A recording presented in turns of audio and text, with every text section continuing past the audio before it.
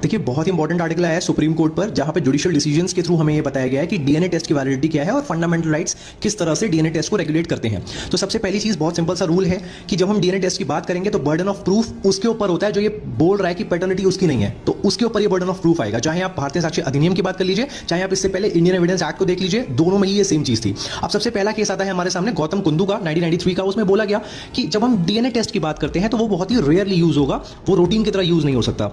इसी बात को रिट्रेट किया गया बनारसी दास केस में।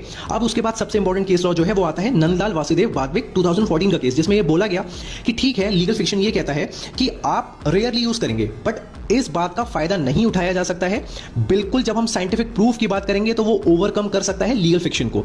इसके बाद इंपॉर्टेंट केस लॉ है दीपान्विता रॉय, जो कि 2014 का केस है, जिसमें ये बोला गया था कि अगर आप रिफ्यूज करते हैं कि आपको डीएनए टेस्ट नहीं करवाना है तो ये एडवर्स इन्फ्लुएंस डाल सकता है, आपके खिलाफ जा सकता है। और डीएनए टेस्ट को लेजिटिमेट बोला गया था, यानी आपके कॉन्स्टिट्यूशनल राइट को वायलेट नहीं करता है। अब सबसे इंपॉर्टेंट जजमेंट जो है केएस पुट्टास्वामी 2017 का, जिसमें स्मार्टली सुप्रीम कोर्ट ने क्या किया, सुप्रीम कोर्ट ने बोला कि ठीक है, आर्टिकल 21 में आपको फंडामेंटल राइट है कि आपकी बॉडीली ऑटोनॉमी का हम ध्यान रखेंगे, डीएनए टेस्ट को एक तरह से रूटीन की तरह इस्तेमाल नहीं करेंगे, मगर आपका फंडामेंटल राइट ओवर रूल नहीं कर देगा पैटर्निटी राइट को सामने वाले के, है ना, वो भी बहुत जरूरी है। इसी बात को ध्यान में रखते हुए इन्होंने 3-fold टेस्ट यहां पर इंट्रोड्यूस किए सुप्रीम कोर्ट ने, जिसमें बोला गया कि जब जब डीएनए टेस्ट की बात आएगी तो इसमें लीगैलिटी देखी जाएगी, लेजिटिमेट एम देखा जाएगा और प्रोपोर्शनैलिटी देखी जाएगी कि इसकी कितनी जरूरत है करवाने की, क्या हमारे पास कोई और एविडेंस ही नहीं है जिससे हम ये केस प्रूव कर सके। तो ये 3 टेस्ट दिए गए थे। अब इसी टेस्ट को यूज किया गया अपर्णा अजिंक्या फिरोदिया 2023 का केस है इधर, ठीक है। अब इसके बाद सबसे इंपॉर्टेंट जजमेंट आता है इवान रथिनम 2025 का, जो कि लेटेस्ट जजमेंट है। इसमें यह बोला गया कि ना तो आपकी प्रिवेसी और ना ही आपकी नॉलेज एब्सोल्यूट है। इसका मतलब है कि हमारे फंडामेंटल राइट्स रीजनेबल रिस्ट्रिक्शंस के साथ आते हैं।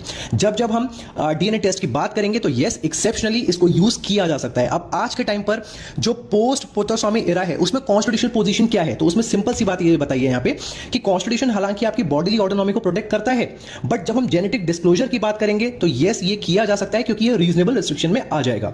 इसके साथ साथ जुडिशरी इंटरफेयर कर सकती है जब किसी भी मैटर में पैटर्निटी ही डायरेक्टली इशू है और उस इशू को सॉल्व करने के लिए और कोई भी कैपेबल एविडेंस ऑन रिकॉर्ड हमारे पास नहीं है तब। और फिर लास्ट चीज कि ये जो टेस्ट है ये सर्व कर रहा है इंटरेस्ट ऑफ जस्टिस को, क्योंकि बिल्कुल सही बात है, जब आप सत्य की खोज पर निकलते हैं तो वो सिर्फ जायज तब लगती है जब वो बाकी लोगों के अधिकारों का भी ध्यान रखे। So this was the case and this was the notes जो कि मैंने आपके लिए बनाए हैं, ठीक है। आप इसका स्क्रीनशॉट ले लेना और ये देखो, ये है, ठीक है।